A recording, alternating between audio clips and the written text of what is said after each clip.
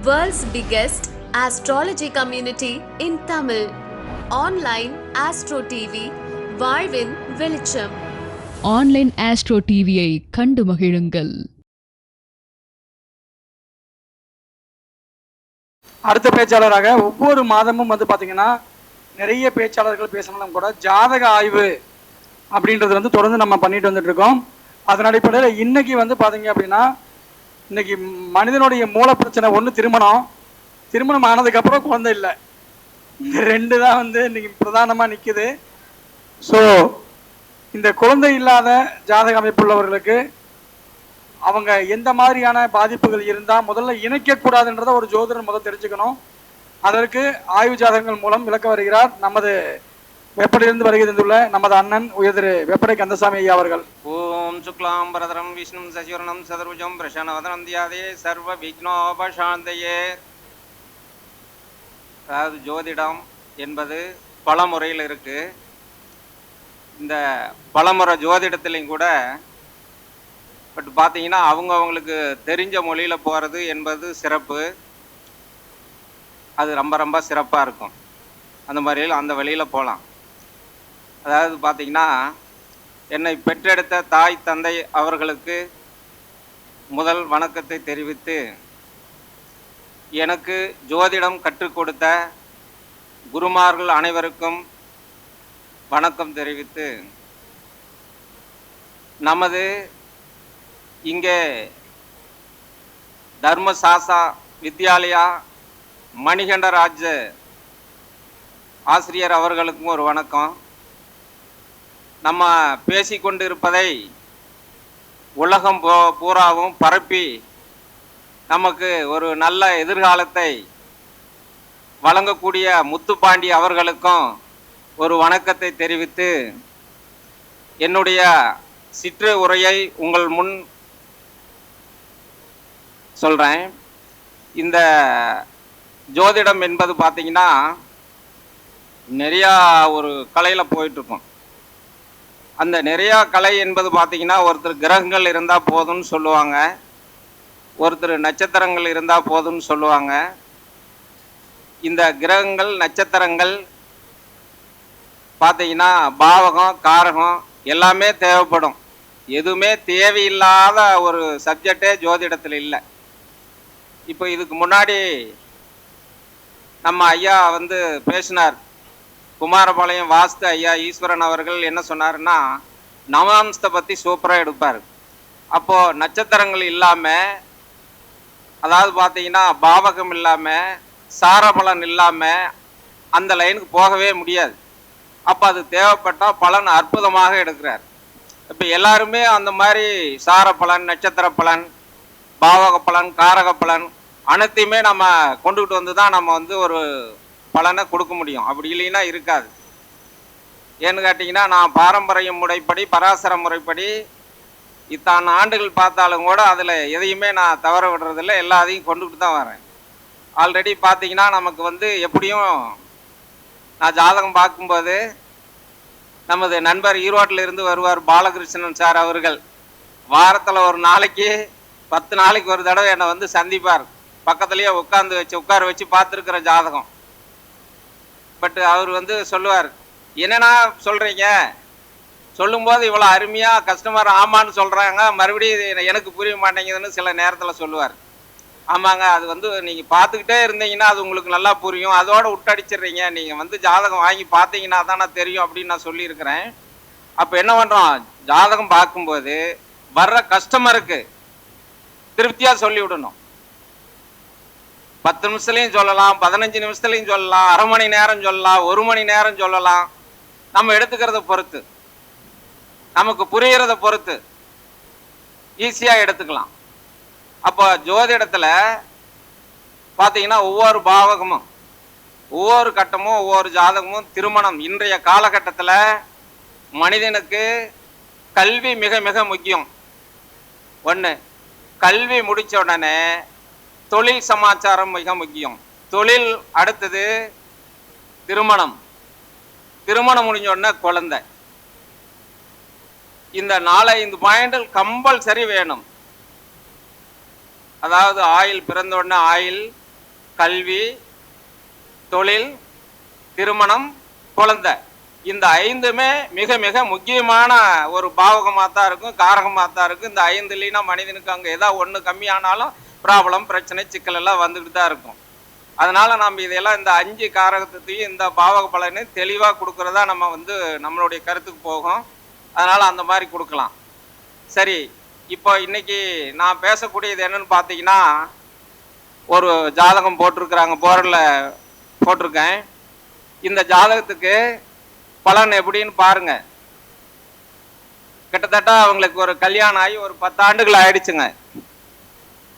இந்த 10 ஆண்டுகளுக்குள்ள வந்து பார்த்தீங்கன்னா பல சிரமங்கள், சிக்கல்கள், தொல்லைகளும் அனுபவிச்சுக்கிட்டு இருக்கிறாங்க. ரெண்டாவது இன்னொன்று பார்த்தீங்கன்னா குழந்தை வாய்க்கும் கிடைக்கல. அப்போ குடும்பத்தில் பிரச்சனையும் கொடுக்குது, சந்தோஷமும் இல்லை, திருப்தியும் இல்லை, குழந்தை வாய்க்கும் இல்லை. இவங்க எப்படி வாழ்க்கை கொண்டுட்டு போவாங்கன்னு பாருங்க. ஜாதகம் என்ன சொல்லுதுன்னு பாருங்க. இதுக்கு நான் சொல்றேன் பலன் என்னங்கிறது.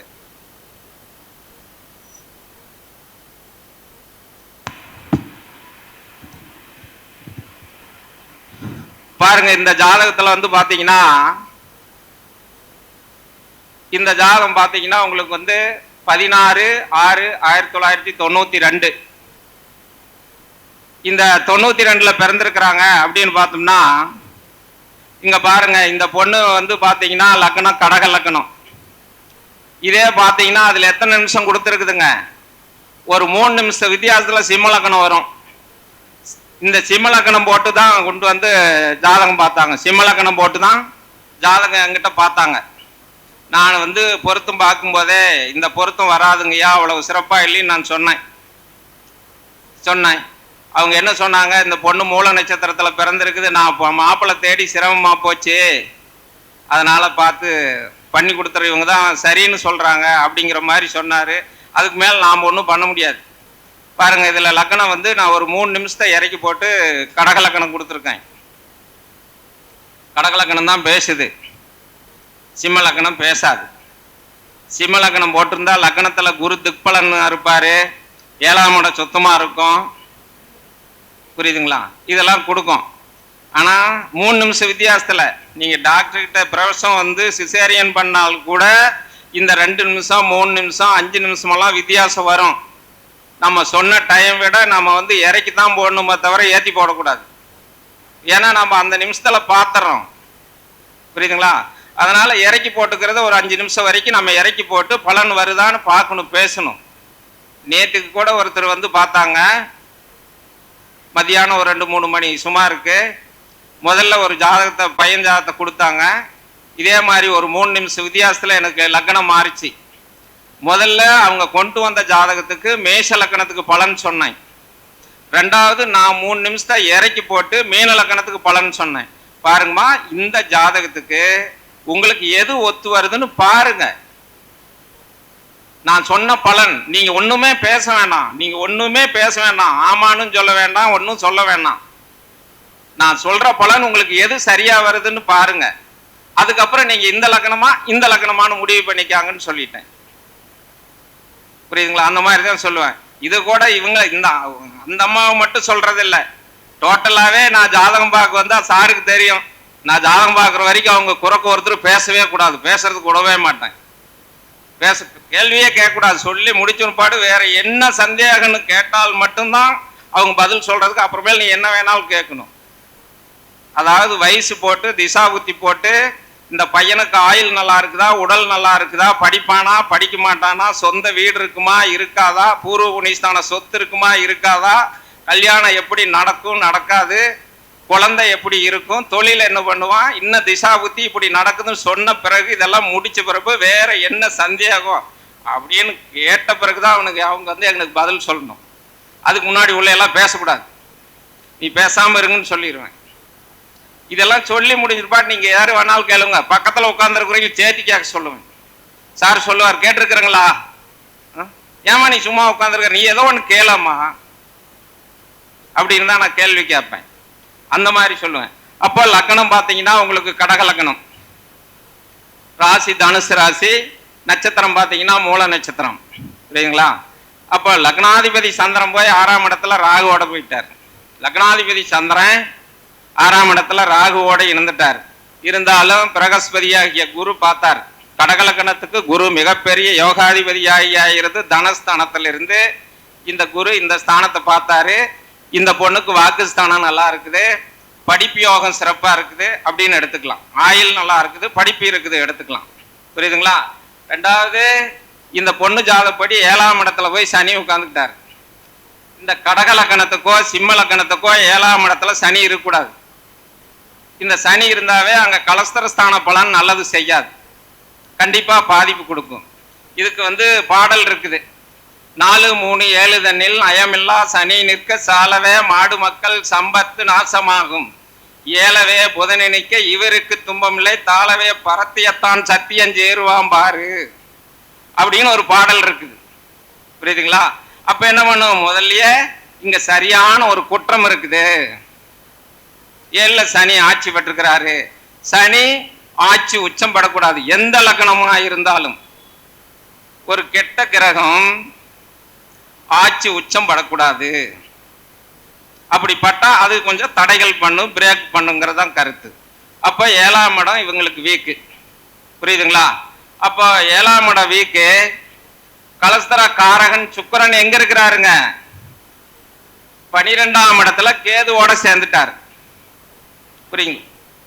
கேதுவோட சேர்ந்துட்டாங்க. 12ஆம் இட விரயஸ்தானத்துல சுக்கிரன் போய் கேதுவோட இணைந்துட்டார்.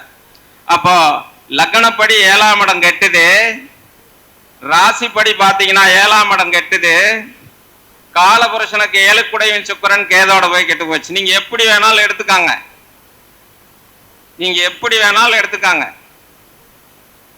லக்னத்தை எடுங்க, ராசி எடுங்க, காலபுருஷன தத்துவப்படி எடுத்துக்காங்க. நீங்க எப்படி எடுத்தாலும் இந்த பொண்ணுக்கு 7ஆம் இடம் டவுனா தான் இருக்குது, அவ்வளவு திருப்தியாக இல்லை. அப்ப 7ஆம் இடம் வீக்குங்களா? சரி, இந்த 7ஆம் இடம் வீக்கு எந்த உருவத்துல எடுத்தாலும் பாதிப்பாத்தான் இருக்குது. சரி, அப்ப கணவன் மனைவிக்குள்ள அவ்வளவு திருப்தியான பலனை கொடுக்காது அப்படிங்கிற ஒரு கருத்து. இன்னொரு நிலையில நான் என்ன சொல்லணும்னு கேட்டீங்கன்னா, ஒரு குழந்தை, அதாவது ஆயிலி நட்சத்திரம், மூல நட்சத்திரம், கேட்ட நட்சத்திரத்துல எந்த குழந்தை பிறந்தாலும் அவங்க குடும்பத்துல அப்பா அம்மா பாட்டம் பாட்டி அல்லது தனக்கு வாழ்க்கை தடம்புரண்டு போயிடும். நீங்க செக் பண்ணி பாருங்க. ஆயிலி நட்சத்திரம், மூல நட்சத்திரம், கேட்ட நட்சத்திரத்துல குழந்தை பிறந்திருந்தாங்கன்னா முன்னோர்களுடைய வாழ்க்கை தடம்புரண்டு போயிடும், இல்லைன்னா தன்னுடைய வாழ்க்கை தடம்புரண்டு போகும். நீங்க எடுக்கலாம், எடுத்து பாருங்க. இதுல 1, 2 மாறுதுன்னா லக்ன யோகாதிபதியா இருந்து அந்த ஸ்தானத்தை குரு பார்த்து ஒரு அம்சம் பெற்றிருந்தாலும் மட்டுமே அது மாற்ற கருத்து கொடுக்குமா தவிர அவ்வளவு சீக்கிரத்துல மாறாது. இந்த பாயிண்ட் மாறவே மாறாது. ஏன்னு கேட்டீங்கன்னா, ஆயிரக்கணக்கான ஜாதகங்கள் இல்ல, லட்சக்கணக்கான ஜாதகங்கள் நான் சர்ச் பண்ணி வச்சிருக்கிறேன். 1, 2 இல்லைங்க. புரியுதுங்களா? நான் நிறைய நோட் போட்டு எழுதி வச்சிருக்கிறேன் இந்த மாதிரி. ஏன்னு கேட்டீங்கன்னா, நான் ஆரம்ப காலத்திலேயே நான் ஜோதிடத்துக்கு வராத முன்னாடி ஒரு புக்கு வாங்கினா 5ஆம் பாவத்தையும் 7ஆம் பாவத்தையும் தான் படிப்பேன், மீதி தூக்கி எடுத்து வச்சிருங்க தூரம். அப்ப 5ஆம் இடம் 7ஆம் பாவத்துல நான் மெயினா போயிட்டு இருந்தேன். அப்பவே எப்போங்க 1987ல இந்த ஃபீல்டுக்கு 95ல இருந்து தொழில்முறை ஜோதிடா வர்றதுனால, அதனால அந்த பாயிண்ட் தான் நான் கொடுப்பேனே தவிர மாத்தி நான் எதுக்கு வேற எதுக்கு போறதில்லை. ரெண்டாவது பாத்தீங்கன்னா, அப்ப என்னாச்சு, இந்த ஜாதகப்படி இப்படி கொடுத்துட்டோம். புரியுதுங்களா? இப்ப இந்த ஜாதகப்படி என்ன சொல்றோம், அப்ப 5ஆம் இடம் என்ன நமக்கு? குழந்தை. 5ஆம் இடம் என்னங்க? இது குழந்தை. 5 கூட செவ்வாய் ஆட்சி பெற்றிருக்கிறாரா? அப்ப குழந்தை வேணும், வேண்டான்னு சொல்ற அளவுக்கு இடல்ல, வேணும். அப்ப ஏன் இதுக்கு குழந்தை கிடைக்காது, கொஞ்சம் தடையா இருக்குது, பிரேக்கா இருக்குது அப்படிங்கிற ஒரு கருத்து கொடுக்குறோம். அப்படி கொடுக்கும்போது பாத்தீங்கன்னா, இப்ப 5ஆம் இடம் வலுவா இருக்குது. கலஸ்தர காரகன் சுக்கிரன் கேதுவோட போய் இணைந்தார். அப்ப சுக்கிரனும் கேது இணையவே கூடாது. ஒரு ஜாதகத்துக்கு பொருத்தம் பார்க்கும்போது ஆண் ஜாதகத்திலையும் சுக்கிரன் கேது இணையக்கூடாது, பெண் ஜாதகத்திலையும் 2 ஒரே மாதிரி இருக்கக்கூடாது. நம்ம பொருத்தல் எவ்வளவுக்கு இப்ப போகல, புரியுதுங்களா? பொருத்தத்துக்கு போகல. ஆல்ரெடி இந்த சுக்கிரனுக்கு கேது இணைந்ததுனால இந்த பொண்ணுக்கு குழந்தை வாக்கியம் கிடைக்கும், கிடைக்கலாம் இல்லை கிடைக்கும். பட்டு இப்போதைக்கு அது அவ்வளவு சிறப்பான பலன் என்பது இல்லை. இன்னொரு நிலையில எடுத்துக்கிட்டோம்னா இந்த பொண்ணுக்கு இப்ப நடக்கூடிய திசை என்ன திசை ஓடிக்கிட்டு இருக்குதுன்னு பாருங்க. சந்திர திசையில புதன் புத்தி தான் போயிட்டு இருக்குது. நடப்பு திசை சந்திர திசையில புதன் புத்தி தான் போயிட்டு இருக்குது. நான் எப்பவுமே ஒரு ஜாதகத்துக்கு நெட்டெடுப்பு ஜோசியத்துல போவேன். 3-12ஆம் இடம் இடம் மாற்றம், வீடு மாற்றம், அம்மா வீட்டு பிரிவு, 6-12ஆம் இடம் மனைவி வீட்டு பிரிவு, மனைவி பிரிவு, 8-12ஆம் இடம் அப்பா பிரிவுன்னு நான் சொல்லுவேன். நெட்டெடுப்பு ஜோசியத்துல தான் நான் போவேன், சுத்தி வளைச்சிக்கிட்டே போக மாட்டேன். அப்போ ஒரு ஜாதகனுக்கு 3ஆம் இடம் என்பது என்ன? 4ஆம் இடத்துக்கு 12ஆம் இடம். லக்னம் 12ஆம் இடங்கிறது என்ன? லக்னத்துக்கு 12ஆம் இடம். அப்போ 3ஆம் இடத்துக்கு 4ஆம் இடத்துக்கு 12ஆம் இடம் 3ஆம் இடமோ லக்னத்துக்கு 12ஆம் இடம் வேலை செய்யும் போது அந்த திசா புத்தி வரும்போது இடம் மாற்றத்தையோ வீடு மாற்றத்தையோ கொடுக்குங்கிறது தான் விதி. இப்ப இந்த பொண்ணுக்கு பாருங்க, இப்ப நடக்கக்கூடியது லக்னாதிபதி சந்திரன் 6ஆம் இடத்துல போய் உட்கார்ந்துக்கிட்டார் ராகுவோட இணைந்து. அதுவே அவ்வளவு சிறப்பு இல்லை. 6ஆம் இடத்துல ராகு சந்திரன். இதுக்கு நான் பலன் சொல்லுவேன். சந்திரன் பிராடுன்னா ராகு இன்டர்நேஷனல் பிராடு. நான் சொல்வதெல்லாம் உண்மைங்கிறத விட நான் சொல்வதெல்லாம் பொய்ன்னு சொல்லுவேன். எப்ப ராகு சந்திரன் சேரக்கூடாது. இருந்தாலும் குரு பார்த்தார், அங்க ஒரு நிவர்த்தி கிடைக்குது. தன் மனையை தான் பார்த்தாரு. கடகலக்கணத்து குரு பிரகஸ்பதி ஆகிய குரு பார்த்ததுனால ஒரு விதிவிலக்கு இருக்குதுன்னு எடுத்துக்கலாம். ஒண்ணு. இப்ப நடக்கூடிய புத்தி என்ன புத்தி ஓடிக்கிட்டு இருக்குதுன்னு பாருங்க. புதன் புத்தி ஓடிக்கிட்டு இருக்குது. இந்த புதன் என்ன பண்ணுதுங்க? லக்னத்துக்கு 3-12 கூடியவன். அப்போ காம்பினேஷன் வந்துருச்சு பாருங்க. 3-12ஆம் இடம், 6-12ஆம் இடம். அப்ப 3-12ஆம் இடம் 6-12ஆம் இடம் வேலை செஞ்சா என்ன ஆகும்? இந்த பொண்ணுக்கு இடம் மாற்று வரும், வீடு மாற்று வரும். 6-12ஆம் இடம் 7ஆம் இடத்துக்கு 12ஆம் இடம் வேலை செஞ்சா கணவன் விட்டு பிரிவு, சில பிரச்சனைகள் வரும். அப்போ குடும்பத்திலேயே சிறப்பு இல்லைன்னா குழந்தை எப்படி கிடைக்கும்? தாமதப்படுத்தும். அப்படிங்கிறதா இதனுடைய கருத்து. இன்றைய காலகட்டம் இந்த ஜாதகத்துல 2025 12வது மாசம் 23ஆம் தேதி வரைக்கும் சந்திர திசையில புதன் புத்தி போயிட்டு இருக்குது. இந்த புதன் புத்தி முடிஞ்சு கேது புத்தி முடிஞ்சு சுக்கிர புத்தி வந்தா ஒரு மாற்றங்கள் கிடைக்கும் அப்படின்னு சொல்லியிருக்கேன். சுக்கிர புத்தி வந்தா ஒரு மாற்றங்கள் கிடைக்கும், அது வரைக்கும் பொறுமையா இருங்க அப்படிங்கிற ஒரு பதில் கொடுத்துருக்கிறேன் நான். புரியுதுங்களா? பாருங்க, அதே அவருடைய ஜாதக கணவனுடைய ஜாதகம் பாருங்க. 27/4/1990 பாருங்க. இப்ப அவர் பாத்தீங்கன்னா ஆண் ஜாதகம். அவருக்கு லக்னம் என்ன லக்னம்? சிம்ம லக்னம். அப்போ சிம்ம லக்னமா இருந்து 7ல செவ்வாய் சுக்கிரன் சேர்ந்துக்கிட்டாங்க. 7ஆம் இடத்துல சுக்கிரன் செவ்வாய் சேர்ந்துக்கிட்டாங்க. அப்ப அவருடைய 7ஆம் இடத்துக்கு அதிபதி சனி ராகுவோட சேர்ந்து 6ல கெட்டு போச்சு.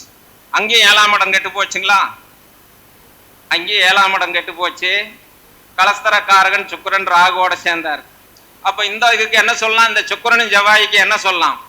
சுக்கிரனோடு செவ்வாய் சூழ்ந்திட லக்ன நல் கேந்திரத்தில் சஞ்சரத்திட பிறந்தோர் அக்னி சாட்சியாக அடைந்திடும் கணவன் இருக்க குக்கலாய் மாற்றான் மனைவி கொஞ்சிடும் கல்லியாவாள்னு சொல்லும். சனிமனையில போய் சுக்கிரன் உட்காந்துக்குச்சுங்களா? நான் எப்பவுமே சொல்லி இருக்கிறேன் சார், உங்களுக்கு தெரியும். மகரம் கும்பத்துல சுக்கிரன் உட்காரக்கூடாதுன்னு ஒரு வார்த்தை சொல்லி இருக்கிறேன் சார். பாலகிருஷ்ணன் சார் உங்ககிட்ட இது சொல்லி இருக்கிறேன்னா புரியுதுங்களா? ஏன்? கீழ்நிலையான இடம். மகரம் கும்பத்துக்கு சுக்கிரன் ஒரு கீழ்நிலையான இடம். இது எந்த நூல்ல படிச்சேன் அப்படின்னு பாத்தீங்கன்னா ஈஸ்வர நாடியில தான் இருக்கு. ஒவ்வொரு லக்னத்துக்கும் ஒவ்வொரு கிரகம் எந்தெந்த இடத்துல இருக்குதுன்னு சொல்லி அதுல ஒரு விளக்கம் எடுத்து படிச்சேன். புதன் ஒவ்வொரு இடத்துக்கு எங்க இருந்தா என்ன பண்ணும், சுக்கிரன் ஒவ்வொரு இடத்துல இருந்தா என்ன பண்ணும், அதுலதான் கொஞ்சம் தெளிவு கொடுத்துருந்தது. அப்போ அங்க சுக்கிரனும் செவ்வாயும் ஒரு வீட்டுல சேர்ந்துக்கிட்டாங்க. 7ஆம் இடத்துக்கு அதிபதி சனி ராகுவோட சேர்ந்துக்கிட்டாங்க. பட் அப்ப இவருடைய ஜாதகமும் 7ஆம் இடம் அவ்வளவு சிறப்பான பலன் என்பது இல்லை. இவருடைய ஜாதகத்திலையும் 7ஆம் இடம் அவ்வளவு சிறப்பான பலன் என்பது இல்லை. அப்போ இந்த ஜாதகப்படி பார்த்தீங்கன்னா இவருக்கு புத்திரஸ்தானம் 5ஆம் இடமா, 5 குடையும் குரு 11ஆம் இடத்துல போய் உட்கார்ந்துக்கிட்டார். 5 குடையும் குரு 11ஆம் இடத்துல இருந்து தன் மனையை தான் பார்த்தார். அப்போ லக்னத்துக்கு 7ஆம் இடம் வீக்கு, புரியுதுங்களா? ராசிக்கு 7ஆம் இடத்துக்கு அதிபதி செவ்வாய் சுக்கிரன், காலபுருஷனுக்கு 7ஆம் இடம் செவ்வாய் சுக்கிரன். நீங்க எப்படி வேணாலும் போட்டுக்காங்க, நீங்க எப்படி வேணாலும் எடுத்துக்காங்க. லக்னத்துக்கு 7ஆம் இடத்துல செவ்வாய் சுக்கிரன், ராசிக்கு 7 செவ்வாய் சுக்கிரன், காலபுருஷ தத்துப்படி 7 செவ்வாய் சுக்கிரன். நீங்க எப்படி வேணாலும் பலன் எடுத்துக்கலாம். நான் இன்னொரு பாயிண்ட்லயும் போவேன். நான் வந்து என்னுடைய நான் ஒரு கணித இதுல இன்னொன்று போவேன், உதயம்னு ஒன்று போடுவோம், அது ஸ்பெஷலா போட்டு பலன் சொல்லுவேன். அதை நான் இழுத்துக்கிட்டே வரல, நான் உதயமும் போடலை. பட் இந்த ஜாதகப்படி அப்ப நீங்க இந்த ஜாதகப்படி 3 படி எடுத்தா என்ன சொல்லுது, இந்த ஜாதகப்படி 3ஐயும் நாம எடுத்தா என்ன சொல்லுது? அப்ப இன்னைக்கு இவருக்கு நடக்கக்கூடியது பாத்தீங்கன்னா குருவுங்களா, குரு 8 குடையவன் 11ஆம் இடத்துல இருக்கிறாரு. சனி 6 குடையவனா போயிட்டாரு, ராகுவோட இணைந்து ஆட்சி பெற்றிருக்கிறார். அப்போ சனி ராகு சேரக்கூடாது, இங்கேயும் சனி ஆட்சி பெற்றுச்சு, இங்கேயும் சனி ஆட்சி பெற்றுச்சு, புரியுதுங்களா? அப்ப இங்க சனி ராகு 7 குடையவனோட சனி ராகு இங்க 7ஆம் இடத்துக்கு அதிபதி ஆட்சி பெற்றிருக்கிறாரு. சுக்கிரன் கேது ஒரு இனவுகள் இருக்கிறதுனால இதன்படி பாத்தீங்கன்னா உங்களுக்கு 2 பேர்த்துக்கு கணவன் மனைவிக்குள்ள கருத்து வேறுபாடு குழப்பங்கள் தான் போயிட்டு இருக்குது. அவ்வளவு திருப்தியான பலன் என்பது இல்லை. அப்ப குழந்தை வாக்கியமும் தடையா இருக்குது. குழந்தை கிடைச்சா அது மாறுமா? மாறும். சந்தோஷமா இருந்தா மாறும். இப்பவே ஆளுக்கு ஒரு பக்கம் பல பிரச்சனை, சிக்கல், தொல்லைகள், பிரிவினைகள் இருக்குது. 6-12ஆம் இடம் வேலை செய்யுது, பிரிவினைகள், பிரச்சனைகள், தொல்லையில தான் இருக்குது. அதனால அவ்வளவு சிறப்பான பலன் என்பது தற்போதைக்கு இல்லை. அப்ப 2 பேரும் இப்ப அவங்க என்ன கேட்கறாங்க, இது வந்து எப்படியாவது பொழைச்சிடலாமா அப்படிங்கிறதா கேள்வி. இதுல எப்படியாவது பொழைச்சிடலாமா அப்படிங்கிறதா கேள்வி. எப்படி பொழைக்கிறது? இப்போ பொழைக்க வைக்க முடியுமான்னு பாருங்க. இதுல ஏதாவது ஒரு வாய்ப்புகள் இருக்குதா, சேர்ந்து பொழைப்பாங்களான்னு பாருங்க. இப்ப இந்த ஜாதகப்படி பாத்தீங்கன்னா சந்திரன் 6ஆம் இடத்துல போய் உட்கார்ந்துக்கிட்டாரு ராகுவோட இணைந்து. மனநிலை வந்து ஒரு நிலையா இல்லை, மனநிலை ஒரு நிலையாக இல்லை. 2வது இன்னைக்கு புத்தி என்பது 3-12 கூடிய விரையாதிபதி புத்தியா இருந்து விரைஸ்தானத்துல ஆட்சி பெற்றிருக்கிறார். அப்போ இந்த பொண்ணுக்கு சந்திர திசையில புதன் புத்தி இந்த ஜாதகத்துல அவ்வளவு சிறப்பான பலனை கொடுக்காது, கேது புத்தியும் அவ்வளவு சிறப்பான பலனை கொடுக்காது. இன்னும் 1 ஆண்டுகள் வரைக்கும் கொஞ்சம் சிரமங்கள், சிக்கல்கள், தொல்லைகளா தான் இருக்கும். பட் இவருடைய ஜாதகத்துல பார்த்தா இந்த 2026 11ஆவது மாசம் 1ஆம் தேதி வரைக்கும் குரு திசையில சனி புத்தி. இந்த குரு இதன்படி 8 குடையவனா இருந்து 11ல இருந்து தன் மனையை தான் பார்த்து குழந்தை பாக்கிய கிடைக்கும் அப்படிங்கிற ஒரு விதி இருந்தாலும் கூட ஆல்ரெடி எல்லா பாதகமும் வேதகமா தான் இருக்குதே தவிர அவ்வளவு திருப்தியான பலன் என்பது இல்லை. 2வது இந்த சனி புத்தி முடிஞ்சாதான் இவங்களுக்கு வந்து பலன் சொல்ல முடியும். சனி புத்தி முடிந்தாதான், புதன் புத்தி வந்தாதான் இவங்களை என்ன பண்றது அப்படிங்கிற ஒரு நமக்கு தெளிவு கிடைக்குமா தவிர அது வரைக்கும் இதுக்கு சரியான தெளிவில் நமக்கு கிடைக்காது, சொல்ல முடியாது. முரண்பாடாத்தான் இருக்கும், முன்னப்பண்ணாத்தான் இருக்கும். அப்ப இன்னும் 1 ஆண்டு காலம் வரைக்கும் இவங்க வெயிட் பண்ணி பார்த்தா தான் 2 ஜாதகப்படியும் இதுல வெயிட் பண்ணி பார்த்தாங்கன்னா இதுக்கு ஒரு மாற்றங்கள் கிடைக்கும். அப்படி இல்லை அப்படின்னா அது அவ்வளவு சிறப்பான பலன் என்பதை கொடுக்காது அப்படிங்கிறதா என்னுடைய கருத்து. அப்போ பாத்தீங்கன்னா நம்ம பொருத்தம் பார்க்கும்போதே பார்த்து பண்ணிக்கணும். பாத்தீங்கன்னா இப்போ கொஞ்ச நாளா என்ன சொல்றாங்கன்னு பாத்தீங்கன்னா நட்சத்திர பொருத்தங்கள் வேண்டாம் வேண்டாம் வேண்டாம்னு சொல்றாங்க. பாருங்க, இதுக்கு நட்சத்திர பொருத்தம் எப்படி வருதுன்னு பாருங்க. 6வது ராசியா வந்துருச்சுங்க. அந்த மாதிரி வரக்கூடாது. சில 6வது ராசி சேர்த்தலான்னு சொல்லலாம். ஆனா தனுசு ராசியிலிருந்து ரிஷப ராசி கண்டிப்பா சேர்த்தக்கூடாது. இது இந்த மாதிரி ஒரு 100கணக்கான ஜாதகங்கள் என் கையில் இருக்கு. பொண்ணு ஜாதகம் தனுசு ராசியா இருந்து பையனுடைய ஜாதகம் ராசி வந்து பாத்தீங்கன்னா ரிஷப ராசியா இருந்து சேர்த்தாம இருக்கிறது. இந்த மாதிரி சேர்த்து பிரிவினைகள் முதலே இந்த மாதிரி ஒன்று போட்டிருப்புன்னு நினைக்கிறேன். வேற ஒரு மீட்டிங்லேயே இங்கேயே தான் போட்டிருக்கிறேன். இந்த தனுசு ராசியும் ரிஷப ராசி சேர்த்தக்கூடாதுன்னு சொல்லியிருக்கிறேன். அப்போ இதனுடைய படி குழந்தை பாக்கியம் கிடைக்கும். ஆனா இவங்க 2 பேர்த்துக்கு இப்போதைக்கு கிடைக்கக்கூடிய வாய்ப்புகள் வந்து ரொம்ப ரொம்ப கம்மியாத்தான் இருக்குது, அவ்வளவு திருப்தியாக இல்லை. 2வது இந்த ஜாதகத்துல இந்த சந்திர திசையில புதன் புத்தி, கேது புத்தி, அது வரைக்கும் இந்த கணவன் மனைவி பிரச்சனை இல்லாத, சந்தேகம் இல்லாத, வேற குழப்பம் இல்லாம இருந்தால் மட்டுமே இவங்களை பொழைக்க வைக்க முடியுமே தவிர அது வரைக்கும் முடியாதுங்கிற ஒரு தீர்க்கமான முடிவு கொடுத்துருக்கேன்.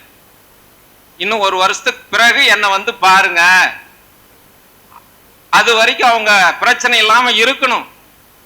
அது நம்ம கையில் இல்லை. இருப்பாங்களா அப்படின்னா இருக்க முடியாதுதான். சில பாதிப்புகள் இருக்குது. அங்க செவ்வாய் சுக்கிரன் சேர்ந்துக்குச்சு, இங்க சந்திர ராகு சேர்ந்துக்குச்சு. சந்திரன் செவ்வாய் சுக்கிரன் நான் பொருத்தம் பார்க்கும் போதே அது திருமணத்துல மட்டும் பார்த்தீங்கன்னா செவ்வாய் சுக்கிரன் சந்திரன் ராகு இவங்கெல்லாம் இணைவுகள் இருந்தாவோ நாடி முறையிலையோ அல்லது பராசர முறைப்படி எங்கேயாவது ஒரு பார்வை சேர்க்கை இருந்தாவே அவங்களுடைய ஒழுக்கம் கெட்டு போயிடும்னு தான் நான் சொல்லிக்கிட்டு இருக்கிறேன். அதனால இது கொஞ்சம் முரண்பாடாத்தான் இருக்கு, முன்ன பண்ணாதான் இருக்கும். பட் இன்னும் ஒரு ஆண்டுகள் போயிடுச்சுன்னா மாற்றங்கள் கொடுக்குங்கிறது என்னுடைய கருத்துங்க. பாருங்க, இன்னொரு ஜாதகம் கொடுக்குறேன். இது என்னன்னு பாருங்க.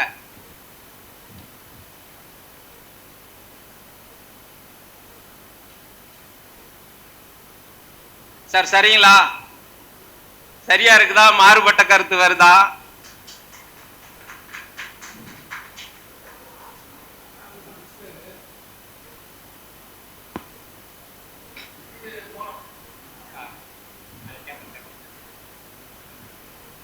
ஒவ்வொருத்தருடைய கோணத்திலையும் ஒரு பாயிண்ட் ஒத்து போகுது. அதனாலதான் ஜோதிடம் தப்பிச்சு போயிட்டே இருக்கு. யாரு போய் ஜாதகம் பார்த்தாலும் ஒரு பலனை கரெக்டா சொல்லிட முடியா? என்ன பொறுத்தளவுக்கு இதுல ஆண் ஜாதகம் வந்து ஒரு கடகலக்கணம் மாத்துறீங்களா? பெண் ஜாதகம் வந்து கடகலக்கணம் மாத்திருக்கீங்க.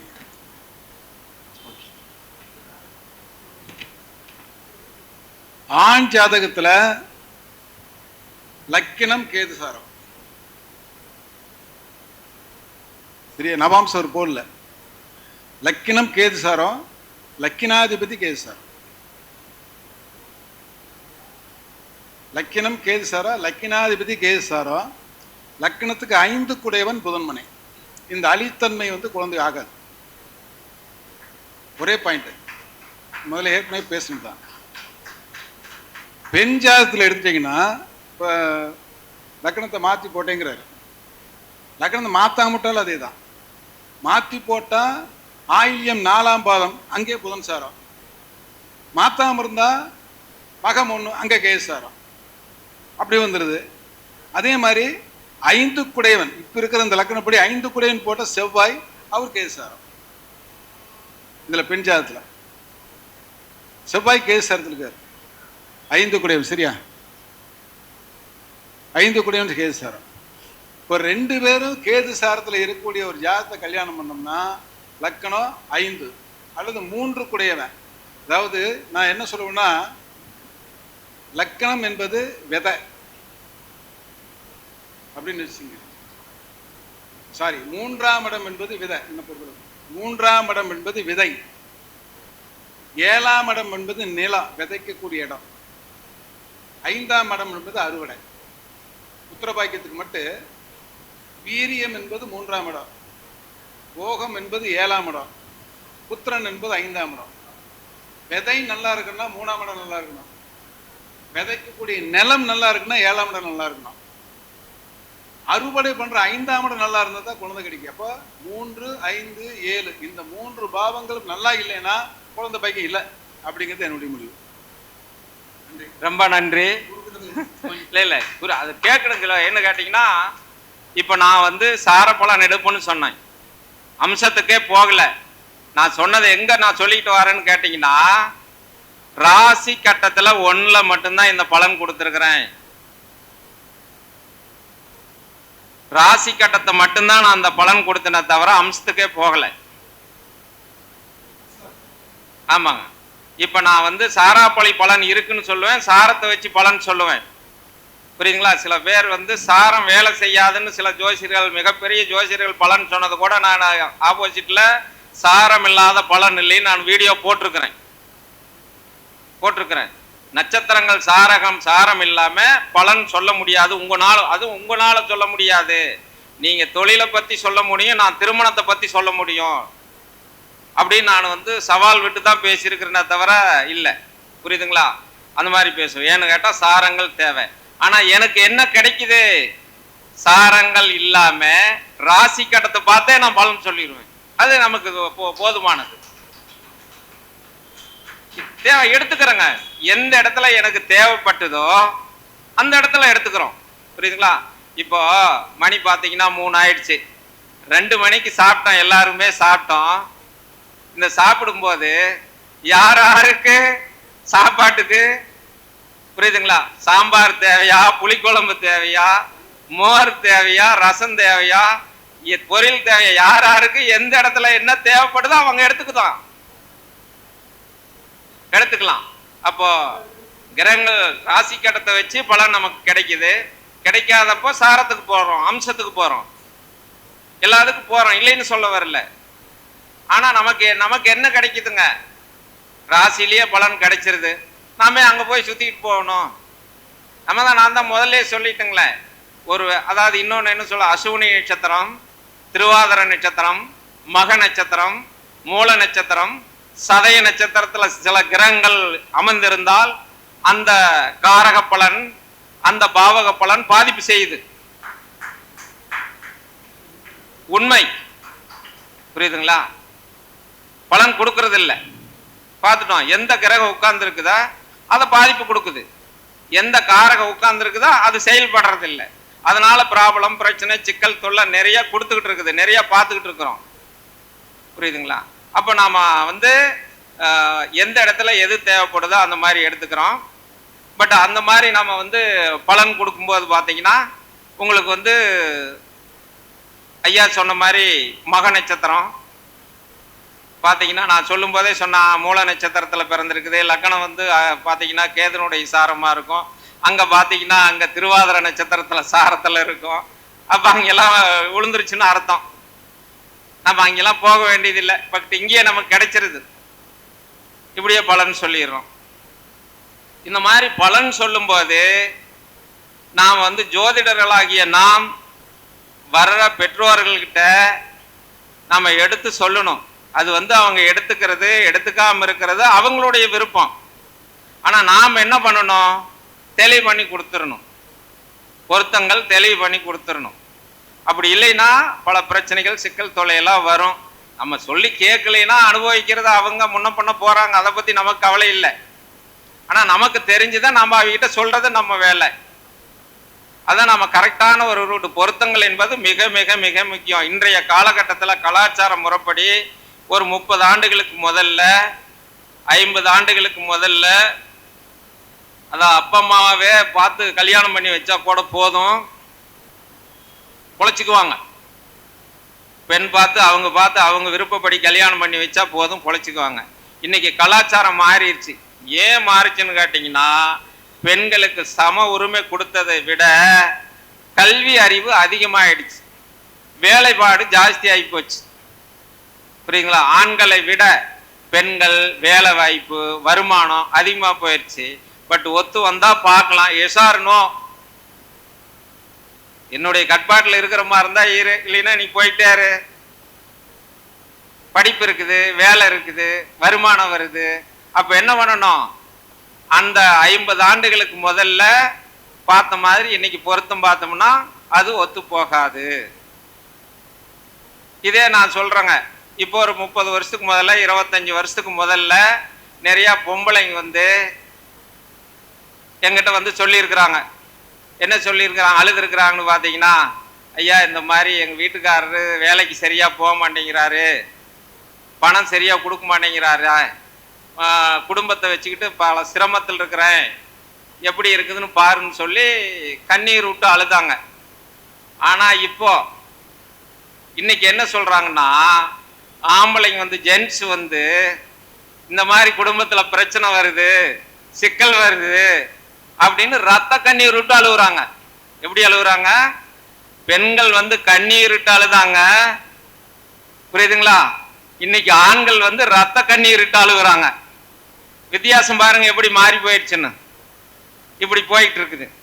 அதனால அதுக்கு தகுந்த மாதிரி நாம பொருத்தி கொடுக்கணுங்கிறதா என்னுடைய கருத்து, என்னுடைய அனுபவத்துக்கு. பாருங்க, இந்த ஜாதகத்தை பாருங்க. இங்க ஒரு ஆண் ஜாதகம் போட்டிருக்குது பாருங்க. இப்போ இவருக்கு பாத்தீங்கன்னா 84ல பிறந்திருக்கு. 1984 11ஆவது மாசம் 2ஆம் தேதியில பிறந்திருக்கிறாங்க. கிட்டத்தட்ட இவங்களுக்கு வயசு பாத்தீங்கன்னா இப்ப எத்தனை ஆகுது? 41 வயசு ஆகுது. அப்ப இவருடைய லக்கணம் பார்த்தீங்கன்னா நமக்கு என்ன மகர லக்கணம். ராசி என்பது பார்த்தீங்கன்னா இங்க பார்த்தீங்கன்னா நமக்கு வந்து கும்பராசியா இருக்குது. அப்ப இவருடைய 7ஆம் இடத்துக்கு அதிபதி சந்திரன் 2ஆம் இடத்துக்கு வந்திருக்கிறாரா. 7க்குடையவன் சந்திரன் 2ஆம் இடத்துல இருக்கிறாரு. ஆல்ரெடி 7ஆம் இடத்துக்கு அதிபதி சந்திரன் ஒரு அடக்கமான மனைவி, அன்பான மனைவி, நல்ல மனைவி வேணும் அப்படிங்கிறதா இதனுடைய கருத்து. ஆல்ரெடி இவருடைய ஜாதப்படி பார்த்தீங்கன்னா கலஸ்தர ஸ்தானத்துக்கு நல்லா இருக்குது, மாங்கலி ஸ்தானம் நல்லா இருக்கும், புத்திரஸ்தானம் வேணும்னு தான் சொல்லுது, வேண்டான்னு சொல்ல. ஆனா இங்க ஒரு பாடல் இருக்குது. இதுக்கு 5ஆம் இடத்துல ராகு, 5ல ராகு உட்கார்ந்துக்கிட்டாரு. 5க்குடையவன் சுக்கிரன் கேதுவோட இணைந்தாரு. புரியுங்களா? 5ஆம் இடத்துல ராகு, 5க்குடைய சுக்கிரன் கேதோட இணைந்தார். அப்ப சுக்கிரனும் கேது இணையக்கூடாது தானே? இணைந்தாரா? அங்க குடும்ப வாழ்க்கை பாதிப்பு வருமா? பண்ணும். சரி, இந்த 5ஆம் இடம் என்ன பண்ணுது? 5ஆம் இடம் பாரப்பா இன்னும் ஒரு பரக கேளு, பஞ்சமத்தில் கருணாக மறைந்தவாறும் சீரப்பா ஜென்மனுக்கு புத்திரதோஷம், கடுமையான புத்திரதோஷம்னு சொல்லி புலிப்பானு மீனூர் ஒரு பாட்டு பாடி வச்சிருக்கிறார். அப்ப 5ஆம் இடத்துல ராகு, 5க்குடையும் சுக்கிரன் கேதுவோட இணைந்து சரலக்கணத்துக்கு 11ஆம் இடம் பாதக ஸ்தானத்துல போய் கேது சுக்கிரன் ஒரு வீட்டுல சேர்ந்துக்கிட்டாங்க. அங்க புதனோடையும் சேர்ந்துக்கிட்டாங்க. புதனும் ஒரு நல்ல கிரகம் இல்லை. தனித்த புதனா இருந்தால் மட்டுமே நல்லது செய்யும். தனித்த புதன் இருந்தால் மட்டுமே நல்லது செய்யும். சில கிரகங்களோட சேர்ந்திருக்கிற புதன் பாவிகள்னு தான் சொல்றோம். இப்ப நான் சுக்கிரன் வந்து மகர கும்பத்தில் உட்காரக்கூடாதுன்னு ஒரு பாயிண்ட் கொடுத்தேன். சில பாதிப்புகள் கொடுக்கும், சில குழப்பங்கள் வரும்னு சொன்ன ஒரு சின்ன பாயிண்ட். அதாவது எனக்கு ஒரு சின்ன சின்ன பாயிண்ட் தான் கிடைக்கும். ரத்தன சுருக்கமான பாயிண்ட் என்னன்னு கேட்டிங்கன்னா, ஒரு கிரகம் நிற்கிற இடத்த வச்சு 2 கிரகங்கள் சேர்ந்திருக்கிற கிரகங்கள் வச்சு பலன் சொல்லுவேன். அப்போ பார்த்தீங்கன்னா இந்த புதன் மட்டும் சிம்மத்திலேயோ அல்லது விருச்சிகத்திலேயோ மகரத்திலேயோ புதன் இருந்தா சில பாதிப்புகள், சிரமங்கள், குழப்பங்கள் கொடுக்கும். அதை என்ன குழப்பங்கள் கொடுக்கும்னு சொல்லலாம், இப்ப சொல்லல. புரியுதுங்களா? சிம்மத்திலேயோ விருச்சிகத்திலேயோ மகரத்திலேயோ புதன் இருக்கக்கூடாது. நீங்க எந்த லக்னமா இருந்தாலும் சரியே, இது அங்க ஒரு பாதிப்பு கொடுக்கும்.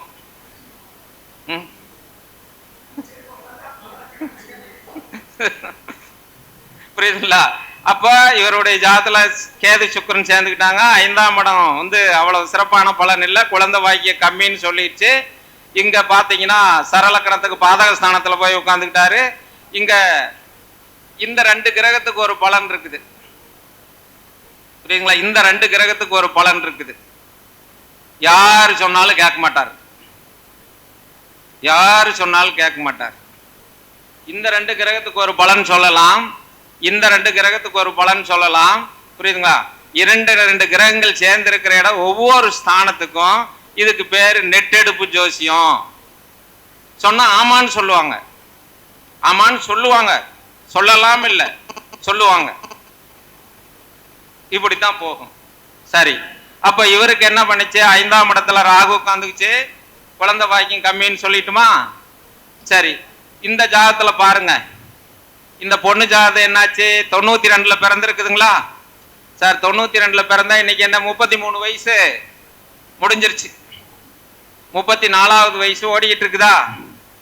பாருங்க, அங்க எப்படி 6வது ராசி வந்தத முதல் ஜாதகத்துல காட்டுனேன், அதே மாதிரி இங்க பாருங்க, ராசி கன்னி ராசி, இங்க பாருங்க இது கும்ப ராசி, 6வது ராசி வந்துருச்சுங்களா? அப்ப பொருத்தமே வேண்டாம், நட்சத்திரங்களே வேண்டாம் வேண்டான்னு சொல்றாங்க. எப்படி பொருத்தம் பார்க்காத எப்படி கல்யாணம் பண்றது? பார்த்தான் ஆகணும். நட்சத்திர பொருத்தமும் எடுத்துக்கணும், ஒரு வகையில கிரக பொருத்தமும் எடுத்துக்கணும்.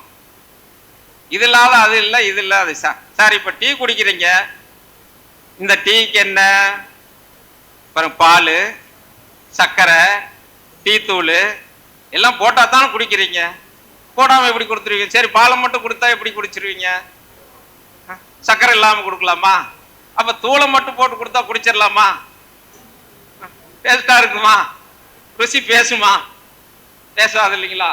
அப்ப எல்லாமே கலந்துதான் அது ருசி சொல்லுது. அப்ப பொறுத்த நட்சத்திரங்களும் வேணும் தானே? நமக்கு நட்சத்திரங்களும் வேணும், கிரகங்களும் வேணும். சாரமும் வேணும். அப்ப எல்லாமே எடுத்துக்கிட்டா தான் பலன் பேசும். ஒன்று விட்டு ஒன்னெல்லாம் பேச முடியாது. சொல்லலாம், சொல்றதுக்கு நல்லா இருக்கும், இது தேவையில்லை அதை தேவையில்லைன்னு. ஆனா நடைமுறைக்கு ஒத்து போகணும். நம்ம கிட்ட வந்து ஒரு டெய்லி 10 பேர் 20 பேர் கஸ்டமர் கேட்குறாங்க, வர்றாங்க, பார்க்குறோம் அப்படின்னு இருந்தா நம்ம அந்த ரூல் கரெக்டாக போனா தான் ஒரு இடத்துல நிலையா இருக்க முடியும். கிட்டத்தட்ட ஒரே இடத்துல 25 ஆண்டுகள் ஒரு இடத்துல ஆபீஸ் போட்டு நம்ம நிலைச்சு நிக்கிறோம் அப்படின்னு எடுத்துக்கிட்டா எப்படி நிக்க முடியுதுங்க? அதுல ஏதாவது ஒரு சூட்சமங்கள் வச்சு அதனால பலன் கொடுக்குங்காட்டி தான் நமக்கு வந்து பார்க்க முடியும், இல்லைன்னா பார்க்க முடியாது. சரி, இந்த பொண்ணு ஜாதத்துல ராசி பொருத்தம் வரலங்கிறது ஒண்ணு தெரிஞ்ச. நட்சத்திர பொருத்தங்கள் என்பது வரும். இப்ப பாத்தீங்கன்னா இந்த அஸ்த நட்சத்திரத்துக்கும் இந்த நட்சத்திரத்துக்கும் நட்சத்திரத்தை பொருத்தங்கள்லாம் வரும், வராத போகாது. அஸ்த நட்சத்திரமா அவிட்ட நட்சத்திரமா 2வது நட்சத்திரம் வருங்கிறது கருத்து வரும். 2வது நட்சத்திரம் பொறுத்து வரும், ஏன்னா ராசி பொறுத்து வராது.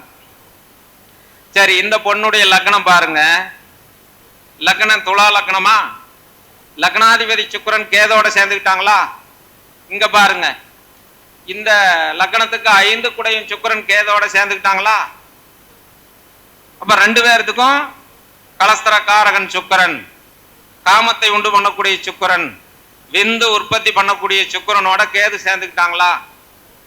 எக்காரணத்தை கொண்டு பொருத்தம் பார்க்கும்போது இந்த சுக்கிரன் கேது, சுக்கிரன் ராகு 2 பேர்த்துக்கு ஒரே மாதிரியே இருக்குதா இல்லையான்னு பார்த்து நம்ம கவனிச்சு தானே ஒரு பொருத்தம் போட்டு கொடுக்கணும்.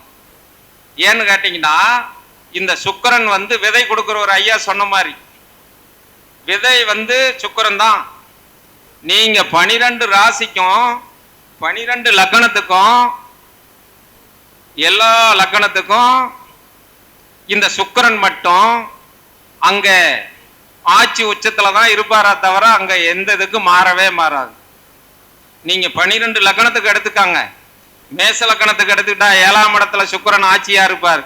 ரிஷப லக்னத்துக்கு எடுத்துக்கிட்டோம்னாலும் லக்னத்துல சுக்கிரன் ஆட்சி இருப்பார். மிதுன லக்னத்துக்கு எடுத்துட்டா 10ஆம் இடத்துல சுக்கிரன் உச்சத்துல இருப்பார். கடக லக்னத்துக்கு எடுத்துக்கிட்டீங்கன்னா துலாத்துல ஆட்சியா இருப்பார் 4ஆம் இடத்துல. இப்படி 12 லக்னத்துக்கு நம்ம அப்படியே வரிசையா எங்க வேணாலும் போட்டுக்கிட்டு வாங்க. இந்த சுக்கிரன் மட்டும் அங்க ஆட்சி உச்சத்துல இருப்பாரு. ஏன் சுக்கிரனுக்கு மட்டும் அந்த மாதிரி இது கொடுத்தாங்கன்னு கேட்டீங்கன்னா, அவரு தான் விதை போடுறவர். நம்மளுடைய மனித உயிரினங்களுக்கு அந்த விந்து நாதத்தை கொடுக்கக்கூடிய ஒரு கிரகமாயிருந்து விதை போட்டு இனப்பெருக்கத்தை உண்டு பண்ணக்கூடியவர் தான் இந்த சுக்கிரன். அதனாலதான் அந்த சுக்கிரன் 12 ராசிக்கும் ஆட்சி உச்சத்துல தவிர வேற எந்த லக்னம் போட்டீங்கன்னாலும் 12 லக்னத்திலையும் அந்த சுக்கிரன் எங்கேயோ ஒரு பக்கம் ஆட்சி உச்சத்துல தான் இருப்பாரு. எந்த இடத்துக்கு மாற்று கருத்து வரவே வராது. இது உறுதியா எடுத்துக்கலாம். அப்படிதான் சார், ஏதாவது மாற்றம் வருங்களா? வராது. புரியுதுங்களா? 2வது எடுத்துக்கிட்டா, இந்த பொண்ணு ஜாதகப்படி பாத்தீங்கன்னா கேது சுக்கிரன் ஒரு வீட்டுல சேர்ந்துக்கிட்டாங்களா? 5ஆம் இடம் யாருங்க? குழந்தை வாக்கியம். அப்போ பையனுடைய ஜாதத்துல 5ஆம் இடத்துல ராகு, பொண்ணுடைய ஜாதத்துல 5, 9 பார்க்கணுங்களா? 5, 9 2ஐயும் எடுத்துக்கணுமா? பெரும்பாலும் அதிகமா எந்த இடத்த எடுத்துக்கணும்? நம்ம பெண்கள் ஜாதத்துல 9ஆம் இடத்தை எடுத்துக்கணும்.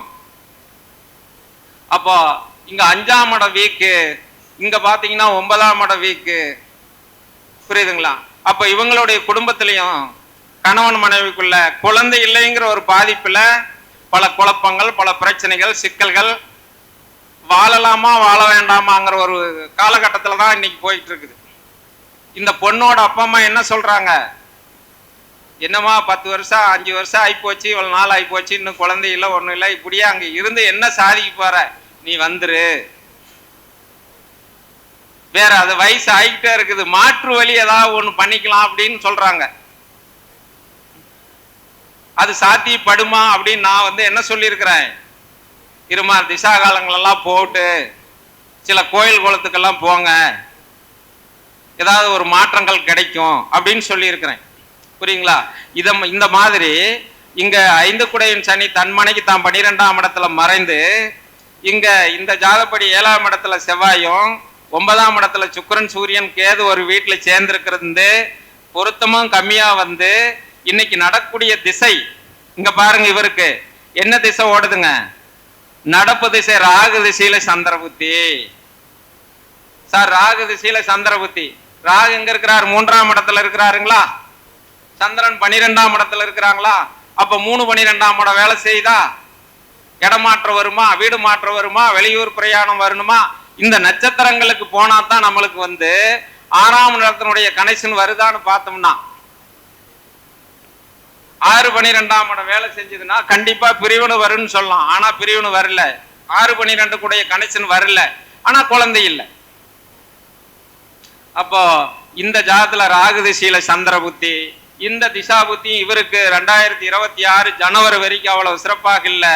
இங்கே 2026 ஜனவரி 1ஆம் தேதி வரைக்கும் இந்த ஜாதகமும் சனி திசையில கேது புத்தி ஓடிக்கிட்டு இருக்குது. கேது சுக்கிரன் ஒரு வீட்டுல விருச்சிகத்துல போய் உட்கார்ந்து இருக்கிறாரு. அவ்வளவு சிறப்பான பலன் என்பது இல்லை. அப்ப பாத்தீங்கன்னா உங்களுக்கு நட்சத்திர பொருத்தங்கள் ஒரு வகையில இல்லாம இருக்க கூடாது. அதுவும் நாம் பார்க்கணும். இந்த மாதிரி கட்ட பொருத்தம் வந்து மிக மிக மிக எச்சரிக்கையா பார்க்கணும். எப்பவுமே சரலக்கணம் அப்படின்னு எடுத்துக்கிட்டீங்கன்னா இந்த குரு புத்திரஸ்தானங்கிற 5ஆம் இடத்தை குரு பாக்குறாருன்னு நம்ம எடுத்துக்கலாம். ஆனா இங்க எங்க இருந்து பாக்குறாரு? பாதகஸ்தானத்துல இருந்து பாக்குறாரு. சரலக்கணத்துக்கு 11 கூடயும் பாதகாதிபதியா போயிட்டாரு. இப்ப இது எப்படி பொருத்தம் பார்த்து கொடுத்துருக்குறாங்கன்னு பாருங்க. குரு 5ஆம் இடத்தை பாக்குறாரு, குழந்தை கிடைச்சிரும். ஆனா அவர் எங்க இருந்து பாக்குறாரு? துலா லக்கணத்துக்கு. புரியுதுங்களா? குரு நண்பரா? நல்லது செய்வாரா? செய்ய மாட்டார். குரு நல்லவர் அல்ல.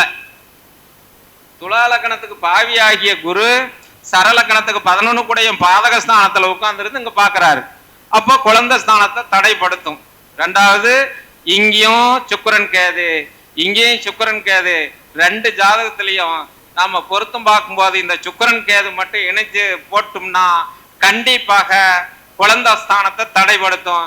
இந்த அளவுக்கு வராத மாதிரி நம்ம ஜோதிடர்களாகிய நாம் வரக்கூடிய பேரண்ட்ஸுக்கு, அப்பா அம்மாவுக்கு நட்சத்திர பொருத்தங்களும் பார்த்துக்கணும். கிரக வாரியா பொருத்தங்கள் பார்த்து இணைச்சி கொடுத்தோம்னா தான் இனிமேல் அவங்க வாழ்க்கையில ஒரு சிறப்பான அம்சங்கள் கிடைக்கும். புரியுங்களா? இதுல உங்களுக்கு வேற எந்த சந்தேகங்கள் இருந்தாலும் குழந்தை சமாச்சாரத்தையே நான் படிக்கும் போதே, ஆரத்துல படிக்கும் போதே 5ஆம் இடம் 7ஆம் இடம், அப்போ 7ஆம் இடம் காதல் திருமணம், கலப்பு திருமணம், டைவர்ஸ் என்பது ஆயிரக்கணக்கான ஜாதகம் கையில உதாரணத்துக்கு வச்சிருக்கிறேன். இதை விட பாத்தீங்கன்னா குழந்தை இல்லாம இருந்து 50 வருஷம் 60 வருஷம் ஆன ஜாதகங்களும் வச்சிருக்கிறேன். பட் என்னுடைய பேரு இங்க அழைச்சதுக்கு பிறகு நேத்திக்கு வந்த ஜாதகனால சரி கிடைச்சது போதும், இதே போதும், நம்ம போதும், இதையே விளைக்கலாம், ஒன்றும் பெருசா இதுக்காக நம்ம தேடிட்டு இருக்க வேண்டியதில்லை. கையில வருது, பிரபஞ்சம் நமக்கு கொடுக்குது, அதே போதும். புரியுதுங்களா? அந்த மாதிரி போட்டிருக்கிறேன். பட் இந்த மாதிரி தான் பார்க்கணும்னு சொல்லி நான் வந்து இப்போ கொடுத்துருக்குறேன்.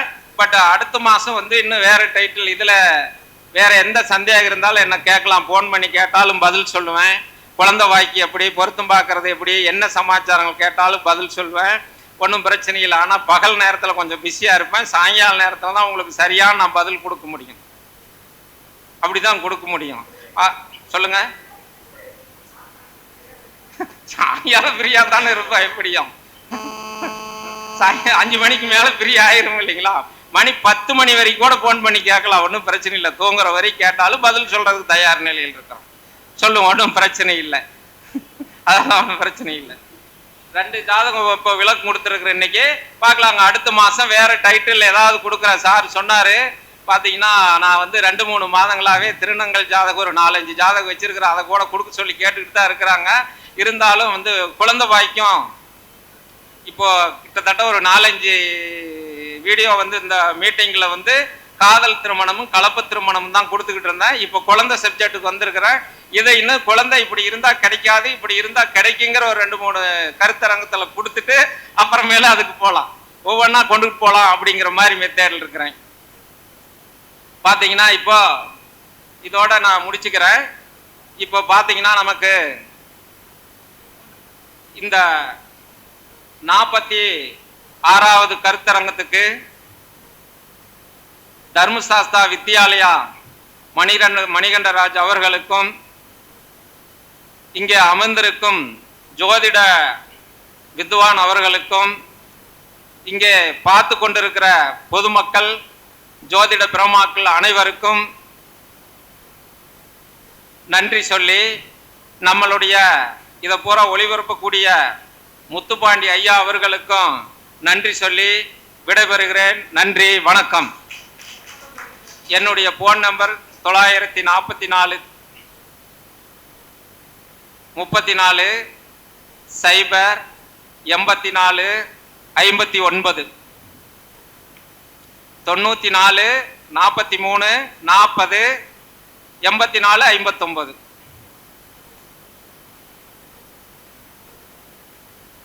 சி கந்தசாமி, வெப்படை கந்தசாமி. பாரம்பரிய ஜோதிடர் வெப்படை கந்தசாமி ஐயா அவர்கள் ஜாதக ஆய்வை பற்றி இன்னும் நிறைய மாணவர்கள் வந்து ஆன்லைனில் பார்த்துட்டு இருக்காங்க.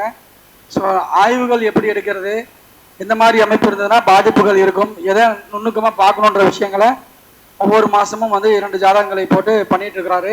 ஸோ ஐயா அவர்களுக்கு தர்மசாஸ்திர ஜோதிட வித்யாலயம் சார்பாக இப்போ நூலை கொடுத்து சிறப்பு கௌரவம் செலுத்துகிறோம். அனைவரும் உற்சாகப்படுத்துமாறு கேட்டுக்கொள்கிறேன்.